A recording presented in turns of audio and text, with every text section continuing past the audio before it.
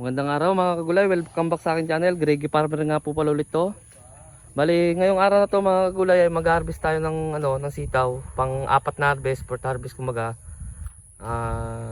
Bali Lunes ngayon mga kagulay. Nagtataka kayo siguro kung bakit pang apat to na harvest kagad.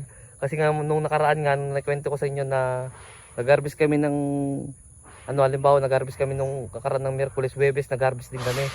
Bali pangatlo pa lang to, pero nag-harvest kami kasi ng sunod na araw, kaya ngayon pang-apat siya. Every 2 days ang harvest nito mga kulay. Kung papansinin niyo mga kulay, ayan yung mga bunga niya. Aray ko, mabit pa ako mga kulay. Ito yung mga bunga niya mga kulay. Kung titignan yung ganyan, parang wala siyang bunga mga kulay oh. Pero kung tututukan niyo, yan yung bunga niya mga kagulay oh. Ayan. Ayan yung mga bunga na ng ating sitaw. Ayan siya. Ayan. Ayan, may uod pa nga oh. Ayan kakagulay oh, may uod.